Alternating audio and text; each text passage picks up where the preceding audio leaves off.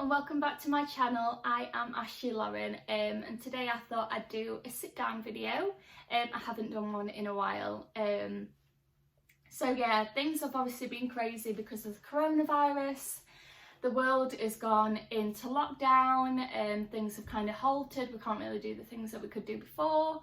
My work has been especially busy. I work in the travel department, so obviously people aren't able to travel. It's just been madness, so I've not really had the time or energy to film a video in a little bit. So I thought, whilst I've got a little bit of time off from work, I'll sit down and do a video. So this is kind of like a part 2 of my Addison's disease video. That was probably one of my most popular and watched videos on my channel. So I've been reading some of your comments and I thought I'd talk a little bit more about the other illnesses that I suffer from, so hypothyroidism and angina. So down here I've got my little notebook, so if you see me looking down here, it's so that I don't go off on a tangent. I've got a little bit of a structure to this video. So first of all, I'm going to talk about hyperthyroidism. So I suffer from that. So there's hypothyroidism and hyperthyroidism, also known as underactive and overactive thyroid. So I suffer from underactive. So with regards to mine, with the hypothyroidism, that is when my thyroid gland, which is like a butterfly shaped gland on your neck around here, it doesn't produce the hormones that it's supposed to produce. Similar to kind of like the adrenal gland, so with my Addison's disease, that's when the adrenal gland isn't producing the hormones it's supposed to produce as well. But in this case, the gland is in my neck. So I've had hypothyroidism, it's really hard to not say hyper. I've had it for, I want to say 8 years. I was diagnosed a couple of years after I'd been diagnosed with Addison's disease. It tends to come hand in hand with autoimmune disorders. A lot of people tend to get conditions such as overactive or underactive thyroids, diabetes, and other conditions. So with regards to the hypothyroidism, you take certain tablets, so the treatment is medication. I take levothyroxine to ensure that those missing hormones are, I'm obviously getting those so that my body can function as it's supposed to, because without those hormones you can have quite negative symptoms. So some of the symptoms are weight gain, extreme tiredness, depression, muscle aches and dry skin and hair. I do suffer from more my skin than my hair, quite dry skin. I do get muscle aches, I get backache quite a lot, and I get those sort of symptoms when I know that my thyroid levels are not completely right. So with regards to the thyroid, that's probably the condition that I have the least issues with. But I'm still in discussions to this day with my doctor about what levels and what amounts of medication I should be on. I was on 150, I don't know if it's megagram, I don't know what the amount is, but I was on 150, and then they was like, you're not having enough. They took a blood test and said it was too low, so then they put me on 200. And now I'm more on the overactive side of the thyroid, so now they've put it down to 175. So it's still a progress working out how much medication I should be taking based on my age, my weight, and all that stuff. So I do get symptoms with regards to the thyroid because the balance of my medication still isn't right, and that is an ongoing journey with that. So I'm going to move on to angina. So I have angina. A lot of people know a little bit about angina. They associate it with the heart, or maybe they associate it with people over a certain age, maybe people over the age of 60. They don't really associate it with people my age, so people do have a little bit of knowledge about angina. So angina, if you didn't know, angina is chest pain caused by reduced blood flow to the heart muscles. So that can be a warning sign that you're more at risk of a heart attack or a stroke if obviously you don't get it in check, you don't take the medication, you don't get it diagnosed. You can be at risk of more serious health conditions. There's two types of angina. There's unstable and stable. Obviously you can tell by the names. Stable is when obviously it's more stable and when you can kind of tell when it's going to come, what the triggers are, you can balance it, you can recognise when you may get those symptoms. People with stable angina tend to get symptoms when they're doing something physical, when they're exercising, when the heart rate's going up, so something like that causes it to come about. Whereas with unstable angina, there's not really a trigger. It's not necessarily when we do exercise. It can be when we're laid in bed, it can be when we're sat on the sofa, so our heart rate's a stable state, but still we can get those symptoms. So it's really hard to manage it. It's hard to recognise when you may get an attack of angina. But yeah, I have unstable, lucky me, so I can get symptoms, yeah, when I'm in bed, when I'm chilled, not necessarily when I'm doing exercise.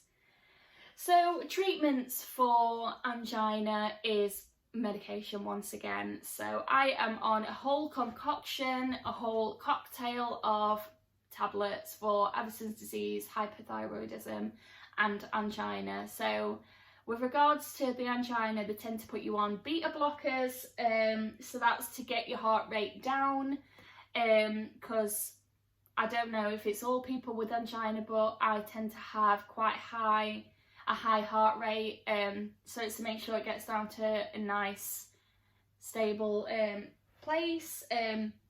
Blood thinners is obviously to make sure that your blood is not thick. It's quite easy to go through your arteries and flows through your body nicely. Aspirin, medications to make sure that your artery stays open and is nice and clean, and once again so the blood can go through it without any problems. When you have a stent put in, they give you certain medications to make sure that it heals nicely, that there's no blood clots, and that once again it stays open, that it's clean. And also statins, so that's for high cholesterol.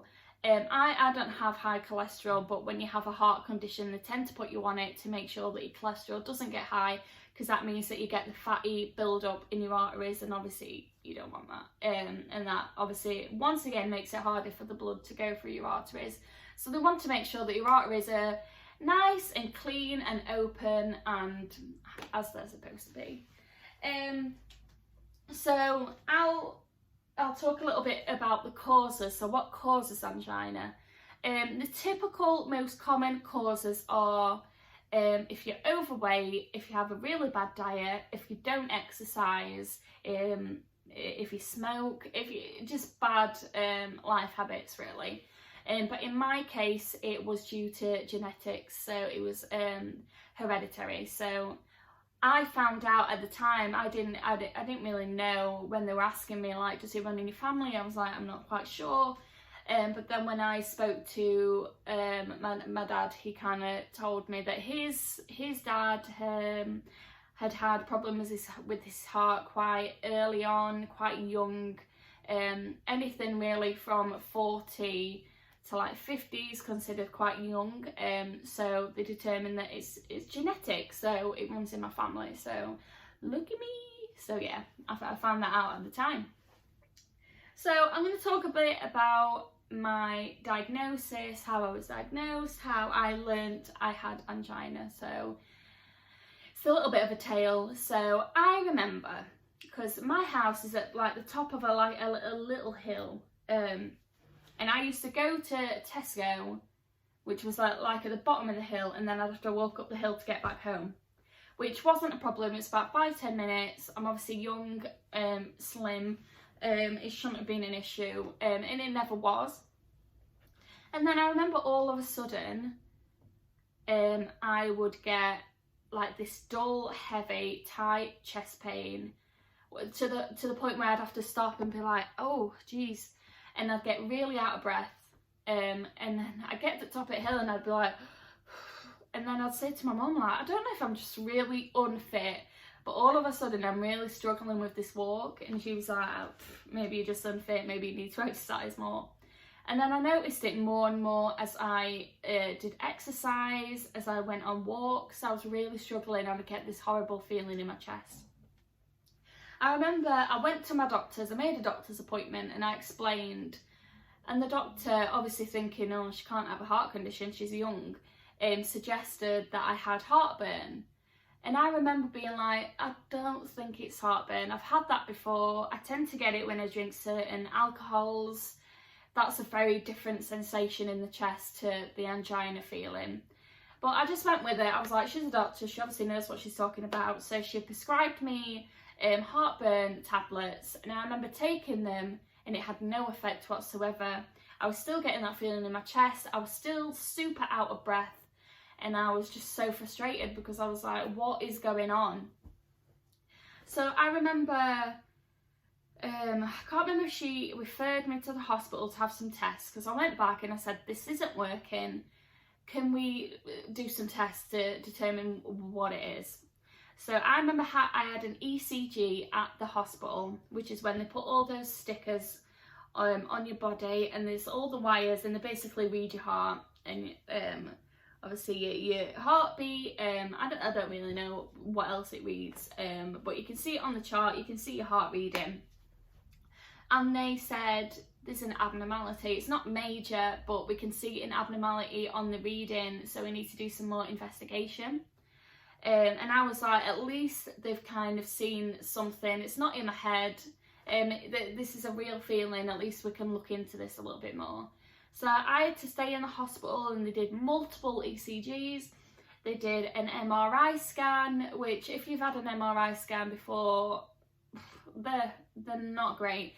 You hear this horrible like alien sounds, and they put the radio on at like a level 2, expecting you to be able to hear like Dua Lipa whilst you're hearing all these alien sounds, and oh, it's horrible. And I can't stay still.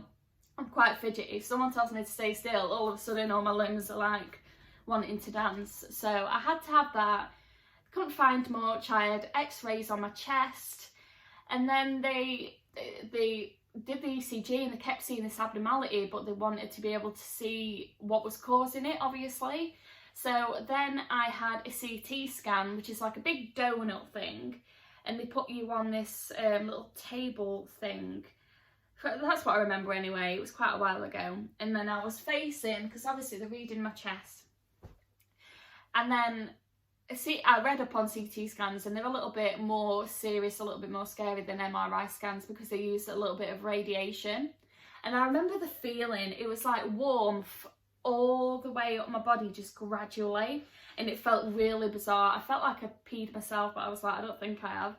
And I was in there for like half an hour, and I was fidgeting as usual, because I really can't keep still for that long. And he was like, stop fidgeting. I was like, I'm sorry, I can't help it.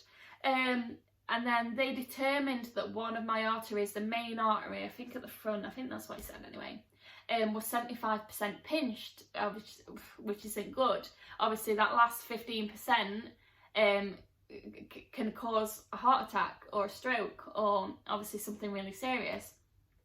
So there was like, we may need to do an angioplasty. I don't know if it's angioplasty or angiogram, where they put the ink into your arteries to see exactly where the pinched artery is. And I remember that night being terrified, thinking, am I going to have this this mini surgery, or will I get away with just having some medication? I remember being super anxious, super worried. And then I remember this girl that I used to work with years ago. She was one of the nurses on the wards, and I was like, oh my god, I know someone. And stupid me, the night before, looked up angioplasties, angiograms, and petrified myself with all the horror stories, like it's saying, oh my god, it's so painful, all this stuff. And I was like, oh my god, I just drove myself into absolute fear. And I remember she came in the room the morning after and she was like explaining it all, and she was really helpful, and I was crying my eyes out, I was bawling, and she was like, it's going to be okay, this is what happens, it's really not that bad, it'll only take this long. And she explained it, and I was so thankful for that because she did calm me down a lot. And I remember they had to wheel me into the surgery room, and my mum was so worried, obviously, because it's quite serious stuff, like messing around with your arteries and all that stuff. And I remember just being awake the whole time. That they sedate you, but I was that traumatised that it just didn't work. I think they tried 5 times, but I was crying my eyes out. It didn't have any effect on me whatsoever, so I was wide awake the whole time. And they put a catheter, I think that's what it's called. They can either do it in your wrist or your groin, like there. So they put this tube up, like, to your heart. And that was a bizarre feeling. Just imagine someone like putting like a really tiny little straw through your body. It was bizarre. And then they put this ink in, and you could see this all on this TV on the wall, so I could see the whole thing as it was happening. It was like being on Holiday City or Casualty, but you're the patient. It was really weird. And you could see all, it was like tree branches, you could see the ink going down, and that's when you could see the pinched artery, and it was quite significantly pinched. It was like if you get a straw and you go like that in the middle and you only leave a little space, imagine how hard it is for the blood, well, not the blood, for your drink to go through the straw. So that's kind of what it was like. And that's when they were like, we're going to have to put a stent in. And I remember I'd read up on stents, and that just made me even more terrified. But at this stage, it hadn't been that bad. It was uncomfortable. It was pressure, a feeling of pressure. But I wouldn't say it was painful at this stage. But then they had to put this balloon in to open the artery so that they could put the stent in. And I have to say that was definitely the worst part of the whole thing. Just imagine someone putting a mini balloon in your artery. It's just bizarre to think about. It was just this, I can't even describe it, this awful, I honestly felt like I was having a heart attack. Obviously I've never had a heart attack before, so I don't know what it feels like, but I can only imagine that that's what it feels like. And I remember tears were streaming down my face. The nurse kept having to dab my face, she kept going like, and I was like, oh my god, this is awful. But it only lasted, I'd say, a minute, but it was the longest minute of my life. And that's when they put this, it was really weird watching it on the screen, like putting this stent in. It's like a metal cage, like that, it just cushions inside your artery to keep it open, and that was it. And then they did all the stitching down there. So it wasn't nearly as bad as I'd made it, as I'd built it up to be. Obviously it wasn't pleasant in any shape or form, but it wasn't like the most painful thing I've ever gone through. Or I will go through. So I remember afterwards they told me basically you can't really move for a few days, because obviously your wound is at the side of your groin. If you try and walk, if you bend or anything, it can open the wound and you can end up with lots of blood. And I was like, oh my god. So for a few days I had to have bed rest. And basically after that I didn't have any more chest pain. All my issues with the shortness of breath and everything had gone, thank god. And then they signed me up to do cardiac rehab. So when I turned it was basically a gym. They encourage you to do exercises to maintain a healthy lifestyle, talking about nutrition, making sure you've got a good diet. These are the exercises, this is how much exercise you should be doing a week, and all that kind of stuff. And it's really funny turning up to this cardiac rehab because I was the youngest person by far. I'd say the youngest person after me was a late 50s. And I think when I turned up, they probably thought I was the instructor or something. And I remember they were all asking me about my story, like, why are you here? Have you got a stent? And I was like, yeah. But it was really nice. I made some friends, and it was nice to hear about their stories. And I really enjoyed going to the gym, getting on the equipment, I had that buzz of exercise for a while, but then it kind of subsided, and now I've got the buzz again to exercise, because obviously I need to make sure that my heart's healthy and my body's healthy, keep the fat down, to make sure that I have the best chance of a healthy life. So yeah, that's kind of my story. Now to this day, I rarely get any chest pain. When I do get chest pain, it's hard to distinguish whether or not it's due to angina, whether or not it's boob pain, whether or not it's rib pain, because it's not the same feeling. It's more of a niggly, sharp feeling. And oh, sorry, the camera went off then. And then when I do get that, I have a little GTN spray, glycerol trinitrate, and I can take that, and that opens up all your arteries. It's really, really bizarre feeling, and it gives you an immediate headache because everything's opening up in your head. But I rarely have to use that. So yeah, that's kind of what happened. I have a stent now. It doesn't go off in the airport, if anyone was wondering that, because obviously it's made of metal. So I thought I'd talk a little bit more about what people have been saying down below. So how many tablets do I take a day? Not including vitamins and cod liver oil, I'd say about 10.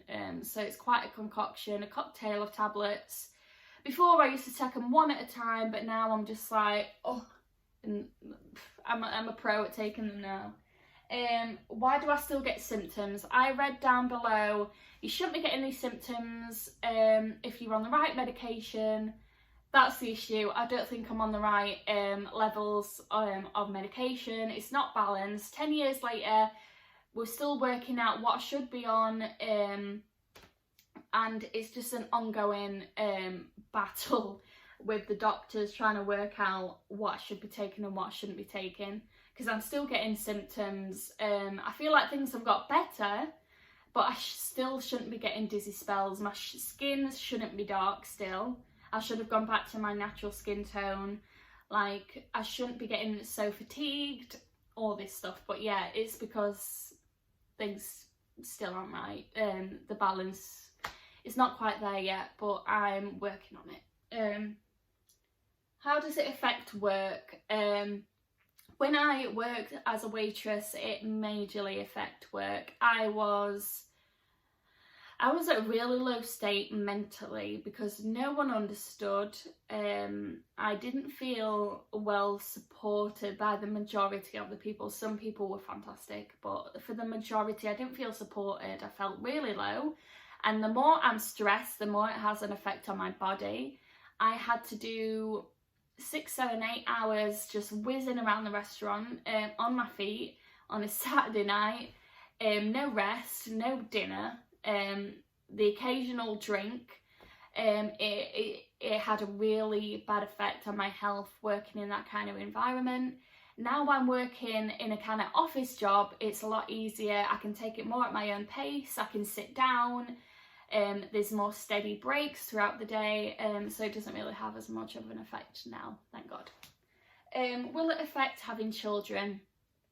It won't affect my ability to have kids, so it doesn't affect fertility or anything like that, but it affects more your journey through pregnancy. So when you're in trauma, when your body's going through something such as pregnancy, when you have surgery, anything like that, with Addison's disease, you do need to double up your medication. You may need to have injections, and so on and so forth to compensate for what your body's going through. So I will need to take more medication. I may potentially need to have injections during labour and may need to go for a C-section rather than a natural birth. To be honest, I'm not really sure how much it'll have an effect until I'm obviously pregnant, which I don't know when that'll be. But yeah, it won't affect my ability to have kids, thank God. And the last question, well, it's not a question, but it's an observation. I've seen in the comments that a few of you have talked about how you've had a battle with your doctors, how they've pushed you away, how they've tried to blame it on other things. My advice is keep pushing it. If it's Addison's disease, hyperthyroidism, angina, it's serious. you need to make sure that you're telling them what symptoms you have and show them these are the symptoms for, say, Addison's disease. These are the symptoms, they kind of correlate, they're the same. Can you do some tests, blood tests, urine tests, poo test, I can't remember the word for it. Any test that you need, an ECG test, because if they're saying that's not what you have, you obviously want them to show you some proof that that's not what you have. So just keep pushing it. Explain that you want some tests done, explain that you have these symptoms, explain that you want them to investigate it further. Don't let them push you away. Obviously it's your body, you need to listen to your body. You know it more than anyone else. You're listening to it, you're living in it. So don't let them push you away. I was pushed away from my doctor, and if it wasn't for a nurse that stepped in and said you may have Addison's disease, I could have ended up in a coma, it could have ended up really bad. So it's serious and you need to push to your doctor that you want it seen into. So yeah, I'm going to stop rambling. I hope you enjoyed this video. If you did, give it a like, subscribe, hit the notification bell and let me know what other videos you want to see from me. So yeah, this has turned into quite a long video, but I hope you made it this far. If you did, I really appreciate it. Okay, I'll see you on the next one, guys.